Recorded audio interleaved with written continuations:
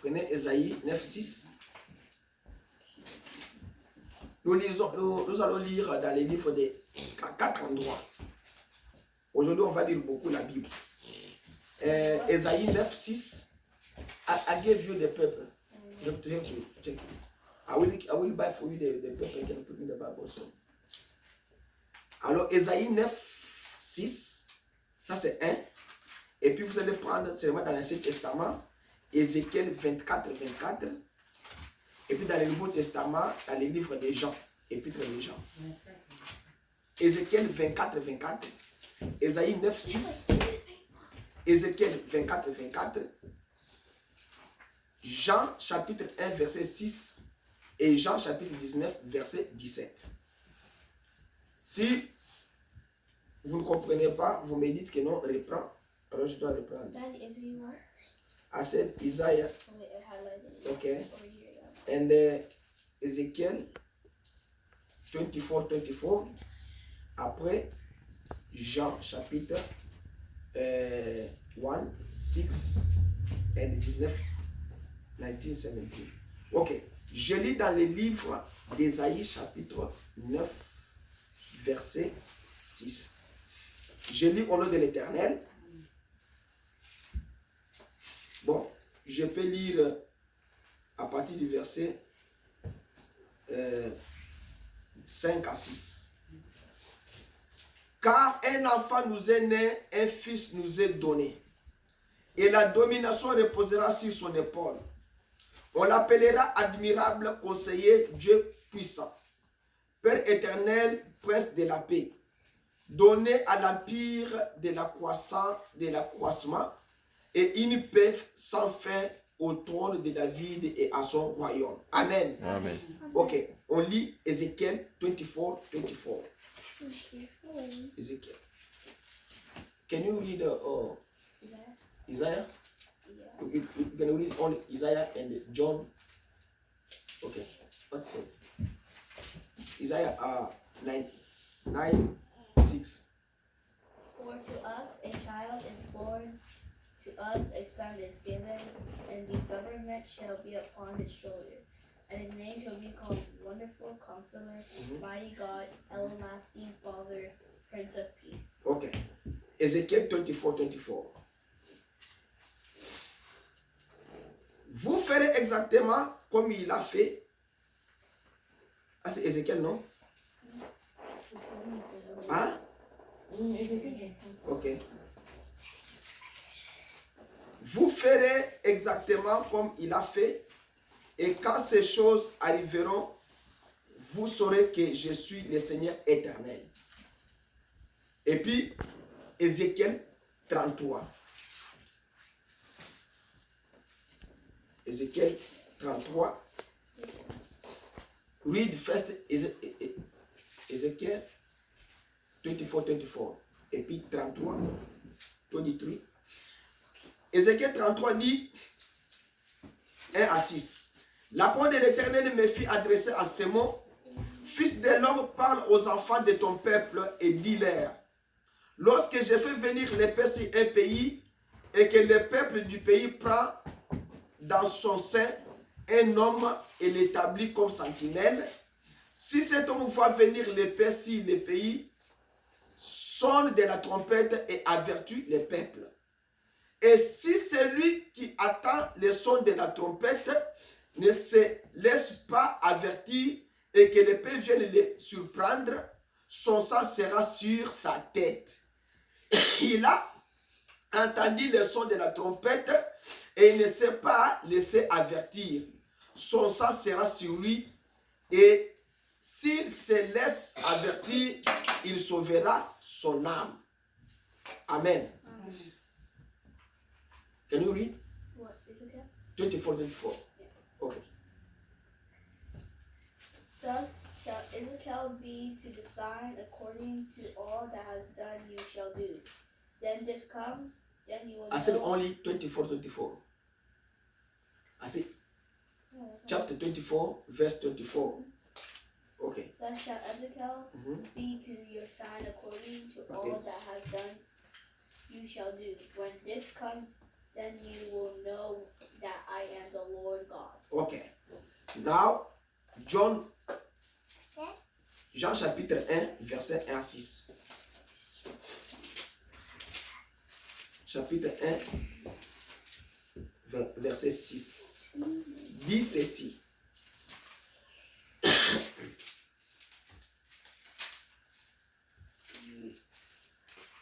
Il dit, il y a un homme envoyé de Dieu, son nom était Jean. Amen. Now, John 1:6. Okay, read that. Now you have to go to 19:17. Yeah, John chapter 1, verse 6 on 6. There was a man sent from God whose name was John. Okay, now go to John 19:17. That's the last one. Jean chapitre 19, verset 17. Jésus portant sa croix arriva au lieu du Cana qui se nomme en hébreu Golgotha. That's the last one. And he went out bearing his own cross Okay. to the place called the place of the skull, Okay. which was an Amoric, is called Golgotha. Ok. Prions le Seigneur. Éternel Dieu, ce matin, Seigneur, nous nous présentons devant toi. Nous savons que la Bible, Seigneur, déclare que si nous nous réunissons en ton nom, toi tu es au milieu de nous. Nous ne pouvons pas, Seigneur, regarder la multitude des gens parce que toi tu n'en avais pas quand tu étais sur cette terre. Les pharisiens avaient le temple que Salomon avait construit. Ils se sont appropriés ce temple-là pour commencer à faire des œuvres. Mais le temple a été construit, Seigneur, selon ta volonté.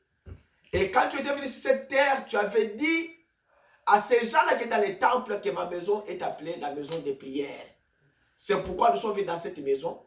Comme David avait dit qu'il mieux vaut un jour dans les parvis de l'Éternel que 1000 ailleurs. Seigneur, c'est pourquoi nous sommes venus ici pour nous réchauffer, pour nous rassasier, pour nous communiquer, pour que les faits nous communiquent. Seigneur, si nous prêchons la vérité sauve et la vérité guérit. Je veux que chacun de nous à cet endroit puisse, Seigneur Jésus-Christ, être plus bas, mais que toi tu puisses être plus haut. Seigneur, je veux que chacun de nous à cet endroit puisse s'effacer et que toi tu puisses te mettre à notre place. Nos pensées, nos décisions, nos désirs, nos incrédulités, tout ce que nous avons, Seigneur, que cela tombe à la croix de Jésus ce matin. Que nous sortons à cet endroit des personnes sauvées et des personnes transformées. Nous voulons être transformés par ta parole parce que ta parole change toutes choses. Seigneur, bénis-nous par ta grâce. Bénis ceux qui ne sont pas venus. Bénis ceux qui sont ici, Seigneur. Sois avec nous de jusqu'à la fin. Bénis la parole. Écarte-moi du chemin, mets-toi à ma place. Les paroles qui sortiront de moi, que ce ne soit pas moi, que ce soit toi, Seigneur. Écarte ma soeur, mon frère dans son chemin. Que ce ne soit pas elle ou bien lui, Seigneur, mais que toi, tu puisses être à sa place. Ôte de nous l'incrédulité et les désordres et tout ce que Satan peut mettre comme les ténèbres pour nous empêcher d'avancer. Bénis cette église, bénis chacun de nous par ta grâce au nom de Jésus. Amen. Amen. Ok.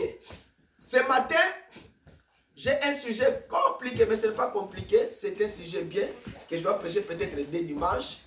Parce que l'autre dimanche là, si je le savais que ma voix n'est pas bonne, que je devais prêcher aujourd'hui. Alors, mais ma voix n'est pas vraiment bonne, mais je suis déjà guéri. Je voulais seulement juste vous dire que non, je suis un homme guéri. La prédication que Claude avait prêchée le dimanche passé, c'était une vérité absolue. Et c'est un témoignage que je donne avant la prière, non? Avant la prédication. Parce que quand j'avais dit ici que j'avais senti qu'il y avait quelque chose qui était sorti de moi, les gens croyaient même comme si... Non, c'était la vérité. Parce que j'ai vu tout au long de la semaine, il y avait des crachats qui étaient sortis de moi, même si la gorge, même si dans les nez, c'était cette couleur ici. Si j'avais monté ça à maman Doris, il n'en allait pas même manger. Alors j'ai senti que la force commence à revenir et la voix commence à revenir parce que j'étais tellement malade. C'est pourquoi, moi je vous ai toujours dit que soutenez-moi. Soutenez-moi. Dieu m'a donné un petit don. Mais les gens que nous prions ailleurs, ils me donnent des témoignages. C'est qu'ils attendent une seule chose à nous. C'est qu'ils veulent nous voir, nous, être unis. Alors, et maintenant, selon maintenant que nous, nous allons soudés. Alors, puis, nous allons soudés. Et si on vous voit, vous êtes aujourd'hui ici, demain là-bas, vous n'avez pas de position, c'est la chose qui ne va pas. Vous savez, j'ai toujours admiré la position des frères initiens. Même s'il neige, même s'il tombe, il est toujours avec moi. Ça veut dire que les autres personnes, mais il a choisi un côté bon. Parce que c'est le côté où nous prions et Dieu répond. Ce n'est pas moi, c'est Dieu qui fait ça. Ce n'est pas moi qui avais prêché dimanche passé, c'est moi qui avais prêché, mais moi, je suis guéri. Vous voyez que quand je mets Dieu en premier mot, les gens croient que le message, c'est quelque chose qu'on a ramassé. Non. Si quelqu'un croit la Bible, croit la parole de Dieu, c'est ça le message. Vous ne pouvez pas aller avec des gens. Claude l'a dit le dimanche passé, nous n'adorons pas Branham. Branham n'est pas notre Dieu. C'est lui qui les fait répondre devant Dieu. Parce que nous, tels que nous sommes ici, si vous prenez les prédictions de William Branham, il n'a jamais prêché que moi, William Branham, je suis Jésus. Jamais, nulle part. Même les catholiques ont vérifié les messages de William Branham. Ils ont dit que mais comment Branham a prêché Jésus, vous ne prêchez pas Jésus. C'est ça le problème. Si un frère croit la parole de Dieu, et le frère croit en Jésus, laissez-lui avec sa croyance dans la parole du Seigneur qu'il a. Parce que le message, c'est la Bible interprétée. Les choses qu'on ne connaissait pas, Dieu a dit au lieu par que voici la chose, comment ça se passe. Et parce que c'est un prophète. Alors prêchons la vérité. Nous serons une grande église, ne vous en faites pas. Quand je vous promets quelque chose, parce que j'ai déjà vu ça. N'allez pas à gauche à tout le croyant que non, même si nous sommes 10, 7, 8, non. Il y a un pasteur qui m'a dit au Congo, papa, même si vous êtes à des avances, il me dit qu'avance parce que Paul trouvait une seule personne dans un contrée, il lui prêchait la parole, lui et sa femme, il laisse l'église là-bas. Et au retour, il trouve que ce n'est pas l'homme et la femme, il y avait 3, 4 personnes. Il appelait ça une église. Les gens aujourd'hui veulent avoir une église seulement que quand on construit une église bien, comme j'ai dit à Maman Dorsi hier, aujourd'hui les gens vont dans des églises qu'on a construites bien. Pourquoi? Parce que c'est que là-bas, même s'ils ne donnent pas d'argent, on a déjà construit une église. Et c'est pour lui, il s'en fout. Il peut aller là-bas, sortir sans pour mettre $1, ce n'est pas un problème. Mais on ne prêche pas pour de l'argent, mais on doit quand même honorer la parole du Seigneur. Amen. Ok. Je vais prêcher un message ce matin qui s'intitule La croix de Jésus ou un signe de Dieu. Je vais terminer ça le dimanche prochain. La Bible dit dans Jean 19, 17 quoi? Jésus porta quoi? Sa croix. C'est ça, non? Ok. La croix que Jésus a portée, la croix là est une charge. John 19, 17. La croix que Jésus avait portée, cette croix-là était quoi? Était une charge. Charge spirituelle et charge physique. Suivez-moi très bien. Charge spirituelle et charge physique. Charge physique, charge spirituelle, c'est ce qu'on appelle les fardeaux. Et charge physique, c'est ce qu'on appelle le poids sur le corps de quelqu'un. Jésus avait ce poids-là dans son corps et avait ce poids de toute une humanité qu'il allait faire quoi? Qu'il allait sauver. Est-ce que vous me comprenez? Amen. Je vous parle de la croix de Jésus ou un signe de Dieu.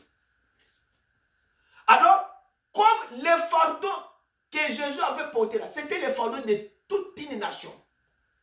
La Bible dit que heureuse la nation dont l'Éternel est qui? Est Dieu. La Bible dit ceci, Galates chapitre 6, verset 5. La Bible dit quoi? Chacun Quand je dis comme ça, il faut avoir des Bibles, lire avec moi. Il faut avoir les marqueurs jaunes là. Vous soulignez quand même, c'est bien. Vous voyez l'ancienne Bible là, j'ai souligné vraiment. Galates 6, 5 dit quoi? Comme nous parlons aussi de la croix de Jésus, ou bien un signe de Dieu. Galates 6, 5 dit quoi? Car chacun portera son propre fardeau. Ton père ne portera pas ton fardeau. Non. La charge que toi tu dois porter, c'est ta charge à toi. La charge que Jésus avait prise là, cette charge-là, pour l'humanité entière là, c'était sa charge à lui. Jean-Baptiste ne pouvait pas prendre cette charge-là de sauver l'humanité. Vous me comprenez ça? Est-ce que vous me comprenez? Ésaïe ne pouvait pas prendre la charge de sauver l'humanité. Ésaïe avait une charge juste d'annoncer ce que Dieu lui disait, que dit ceci. Un enfant nous est né, un enfant nous est donné, on l'appellera qui? Dieu Tout-Puissant, Père éternel. Et lui, il dominera sur les empires. C'est ça la charge que Dieu avait donnée à Ésaïe. Maintenant, Ésaïe a son propre fardeau. Parce que la Bible dit que non, chacun portera son propre fardeau. Ésaïe 35 dit quoi? Prenons Ésaïe 35, la charge de Jésus. Ésaïe 35. Isaiah 65 et 25. Il dit quoi? Il dit. What verse? Attends. Ésaïe 35 dit. Attends, I have to give you. C'est pourquoi j'ai 4, 25, 4. Dites à ceux qui ont les cœurs troublés, prenez quoi? Courage. Ne faites pas. Ne craignez point. Voici, la vengeance viendra. La rétribution, il viendra faire quoi? Voilà la personne qui avait la charge de l'humanité pour sauver. Ésaïe n'en avait pas. Jérémie n'avait pas la charge de l'humanité pour nous sauver. C'est pourquoi Jésus pouvait prendre sa propre charge. Ésaïe avait sa propre charge. Jean-Baptiste avait sa propre charge. 1 Corinthiens chapitre 1 verset 17 dit quoi? Il dit, lui là, l'enfant là qu'on a envoyé là, qui a dit qu'il doit venir pour sauver lui-même les pays. Paul dit, car Christ ne m'a pas envoyé faire quoi? Baptiser. Non. Mais évangéliser. Non pas avec sagesse de parole, afin que la croix du Christ ne soit pas rendue vaine. Vous comprenez ça? Quand nous prêchons l'évangile, nous prêchons l'évangile de la croix. Nous ne prêchons pas. Branham est monté à la montagne là-bas. Et l'épée est venue. Nous prêchons le message. Le message c'est Jésus, c'est l'évangile de la croix là. Les succès de William Branham, c'est le Seigneur Jésus-Christ. Maintenant, votre succès se trouve en qui? Aujourd'hui, les gens, comme j'avais prêché une prédication la fois passée, un pasteur, j'ai vu une photo à l'internet, les pasteurs qui ont des gros ventres comme ça, même ma chemise, il y a XL ou les autres. Mais il prêche quoi aux gens? Il prêche seulement aux gens les histoires pour que votre puisse avoir une impression. Écoutez, Paul a prêché l'évangile. Paul a dit que moi, je ne suis pas venu pour baptiser. Non. Il y avait quelqu'un qui était venu avec une mission et sa charge pour baptiser, c'était déjà Baptiste. Lui est venu pour faire quoi? Pour évangéliser. Voici la charge qu'avait Paul. C'était Est-ce que vous voulez savoir que Paul était cité dans l'Ancien Testament? Hein? Vous le savez? Ok, prenez Ésaïe 49. Paul était une lumière pour la nation.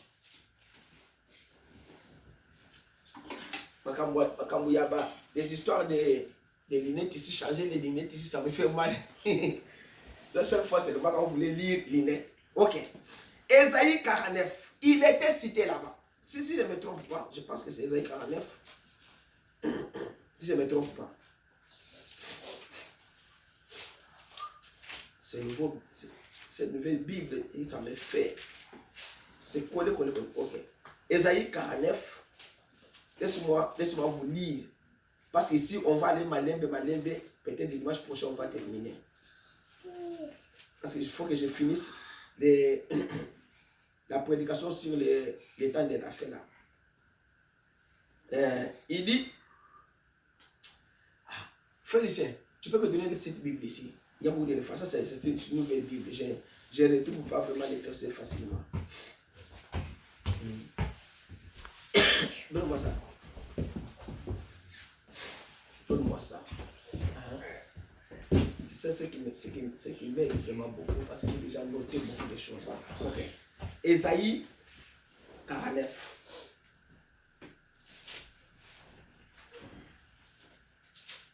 Si je ne me trompe pas, je dois avoir ça. Ok.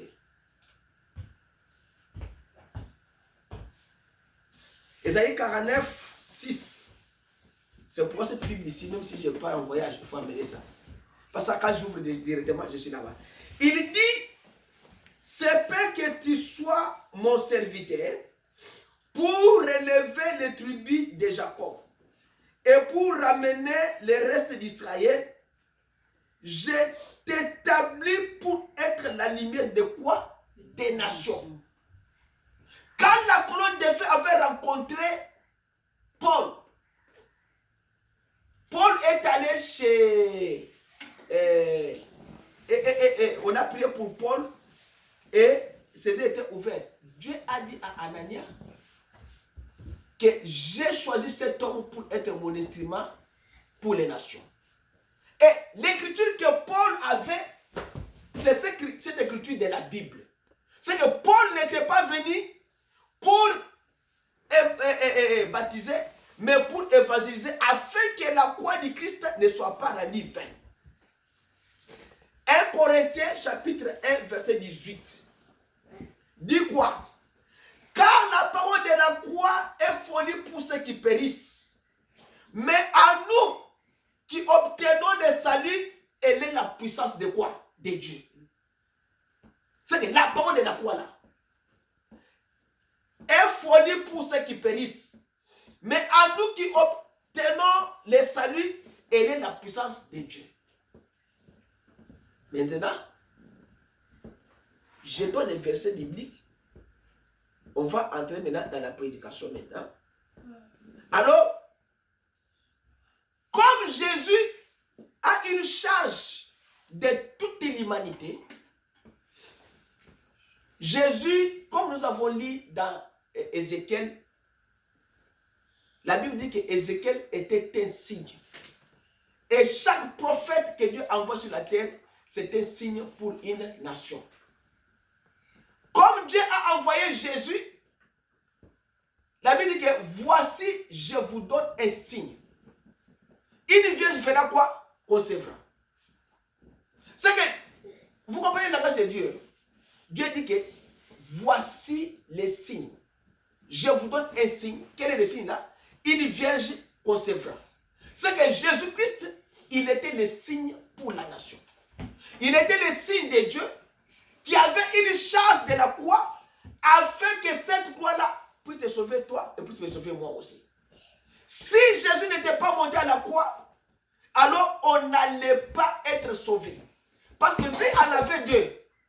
Quand ils ont vu que non, ils ont mis la croix sur les épaules de Jésus, Jésus était fatigué. Ils ont appelé quelqu'un de Simon là, allez viens et porte la croix. C'est pourquoi Paul a dit que chacun puisse porter son propre fardeau. C'est sa propre charge. Alors, les signes, quand Dieu donne un signe,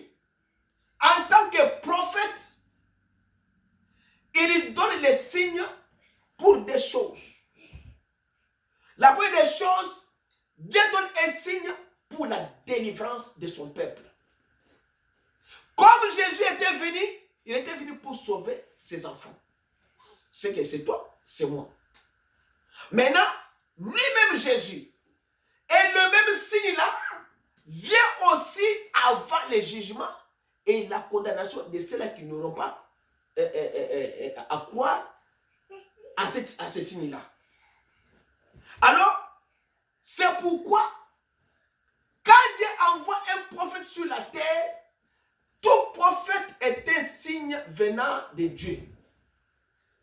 Parce que c'est un signe de la délivrance pour certains et un signe de la délivrance et de la condamnation et jugement pour les autres. La même pluie qui avait sauvé Noé, c'était une délivrance pour Noé. Et cette même pluie était un jugement pour les peuples qui n'avaient pas cru à Noé. Au message de Noé. Le fait qui était tombé en Sodome, ce fait était une délivrance pour Lot et sa famille. Et c'était un jugement pour les peuples de Sodome et Gomorrhe. Alors, quand Dieu envoie un prophète, le prophète doit être un signe pour toute la nation. C'est que vous devez suivre ces signes pour être sauvés. Oui, madame dit que la raison pour laquelle Dieu envoie un prophète, c'est que c'est parce qu'un prophète vient avec la parole du Seigneur. Il vient, il vous dit que non, ainsi dit l'Éternel, une vierge concevra. Alors vous vous dites que non, jamais, on n'a jamais vu une fille qui n'a pas connu un homme et qui tombe enceinte. Non, Dieu l'a dit. Et quand Dieu dit, c'est ainsi dit le Seigneur, et c'est fini, ça se fera. Alors nous, en tant que chrétiens, nous devons savoir que tout prophète qui vient au nom du Seigneur, il vient avec le ainsi dit le Seigneur. S'il n'a pas le ainsi dit le Seigneur et ce qu'il dit, ça ne s'accomplit pas, c'est qu'il n'est pas envoyé de Dieu. Bon, moi j'aime, quand on parle, moi j'aime lire. On peut lire la Bible, non? Prenons Jérémie. Écoutez ce que l'édiction de Jérémie. C'est pourquoi, moi quand je prêche vraiment, c'est toujours des écritures bibliques qui viennent à moi. Prenons Jérémie 32 ou bien 28. Attends. Prenons Jérémie 32. 22. Jeremiah 22. Jérémie. Non, je ne crois pas 32, je crois que c'est. Ok. Jérémie 28. Jeremiah 28. Jérémie 28. Écoutez la discussion de Jérémie, il dit ceci. Si un prophète est envoyé par Dieu, tout ce qu'il dit dans sa bouche doit s'accomplir. Et si cela ne s'accomplit pas, il n'est pas envoyé par Dieu. Amen. Écoutez. Il dit.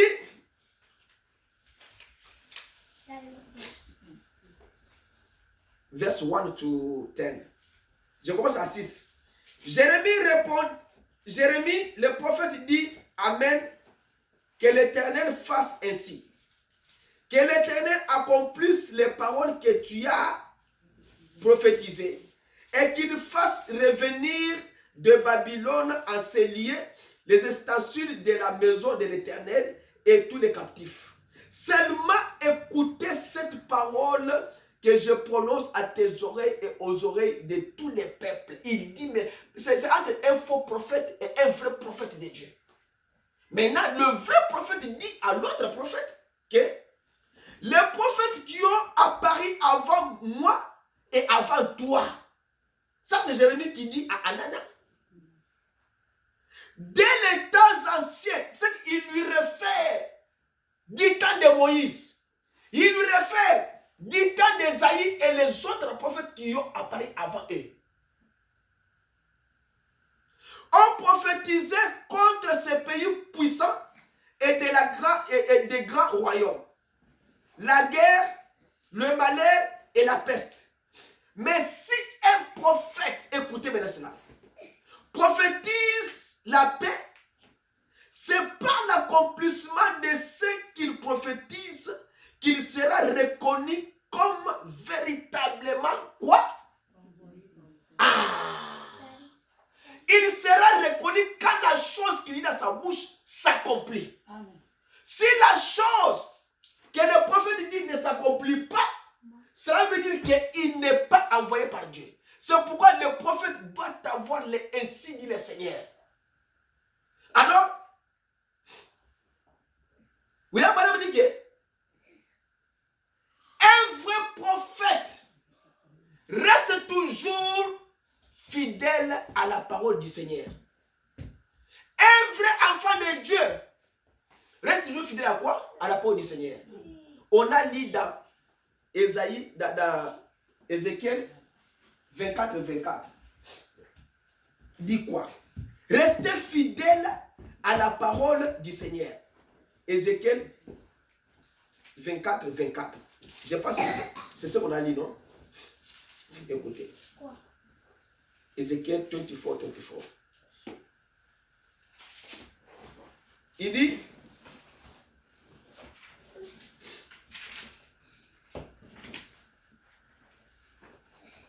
ok.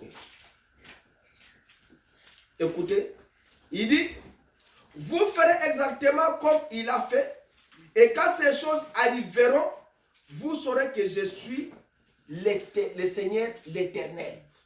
C'est que vous devez faire exactement ce que Dieu a dit en tant qu'un enfant de Dieu. Tu ne peux pas te détourner de la gauche et de la droite, car la parole de Dieu dit que celui-ci qui est le sauveur de l'humanité, et vous devez, c'est un signe que moi j'envoie pour que vous puissiez faire quoi? Les suivre. Alors, un vrai prophète fait quoi? Il doit être fidèle à la parole du Seigneur. Alors, il doit avoir les ainsi dit le Seigneur. Prenons pour savoir la charge que Jésus avait. Prenons Ésaïe 53. Lisons Ésaïe 53. Voyons maintenant comment Jésus avait la charge et le poids. Alors, Ésaïe 53 dit quoi? Chaque verset 1. Qui a cru, Isaïe 53, à ce qui nous a été annoncé, qui a reconnu le bras de l'Éternel? Il s'est levé devant lui comme une faible plante, comme un rejeton qui sort d'une terre desséchée. Jésus là, il n'avait ni beauté, ni éclat pour attirer nos regards. Et son aspect n'avait rien pour nous plaire. Méprisé, abandonné des hommes de douleur et habitué à la souffrance, semblable à celui dont on détourne le visage. Nous l'avons dédaigné. Nous n'avons fait de lui aucun cas. Cependant, ce sont nos souffrances qu'il a quoi? Qu'il a porté. C'est que charge d'abisso, yé azu yango. C'est que toi tu as péché, toi tu es un homme voleur malhonnête. Jésus prend ta charge à toi, il met sur ses épaules et il marche avec. Que ce soit spirituel, que ce soit physique, il a transporté. C'est pourquoi l'évangile de la croix, c'est un évangile de la puissance. C'est un évangile plutôt qui délivre les captifs. Il a porté notre souffrance. Vos fardeaux, vos péchés, lui a pris ça comme une charge. Pourquoi? Parce que c'était le peuple que Dieu avait voulu qu'il puisse venir et prendre votre charge. Si Dieu avait voulu que tu sois né en 1800, tu devrais être au monde en 1800. Et pourquoi Dieu t'a envoyé au monde en 1900? Les autres enfants en 1900, en 2000. Dieu a tous les calculs possibles. Il a dit, il a porté cela sur ses épaules. C'est une charge qu'il a portée pour vous. Alors, comme lui-même Dieu choisit les prophètes, William Branham dit que Dieu choisit les prophètes par prédestination. Tout enfant de Dieu, quand il vient à Christ, c'est par une prédestination. Au coin de Christ, il y a mon côté. Non, la Bible dit que tout ce que l'Éternel m'a donné, ça c'est Jésus qui l'a dit, viendra à moi et je ne perdrai aucun d'eux. Dieu va attirer ses enfants à la parole. Jamais un chrétien ne peut pas finir à la parole lui seul. Non, non, non. C'est Dieu et c'est la parole du Seigneur qui l'attire de venir à lui. Parce que son temps, la cloche a sonné, il doit venir pour répondre à l'appel de son Père et faire le travail de son Père. Que tu sois homme, que tu sois femme, quand ton temps a sonné, tu dois obligatoirement faire le travail de l'Éternel. Amen. Il dit, comme il a été envoyé avec cette charge, alors il doit faire le travail qui lui a été confié. Prenons maintenant dans la Bible les prophètes qui sont des signes. Comme chaque prophète était un signe venant de Dieu, mais dans chaque âge, dans chaque période, dans chaque époque, qui était avant un prophète, c'est parce qu'il y a le ténèbre qui circule sur la terre. Dieu dit maintenant que non, comme il y a les ténèbres, maintenant, je dois envoyer maintenant une lumière pour éclairer les mondes. Prenons d'abord Matthieu 4, lisons maintenant d'abord. Ici, il ne faut pas dormir. Hein? Ici, on va lire au Matthieu. Hey, Matthieu 4. Écoutez, quand on va lire Matthieu 4, on va lire maintenant Genèse. Vous connaissez déjà, moi j'aime Genèse et Jean 1. Ah. Matthieu 4. Écoutez ce que Matthieu 4 dit. Matthew chapter 4. Et pourquoi je ne saurais pas terminer parce que 15. Frère Lucien, donne-moi les marqueurs jaunes ici. Alors, chapitre 4 de Matthieu, verse 15. Thank you. Il dit quoi? Les peuples de qui? Des Zabulon et des Nephtali.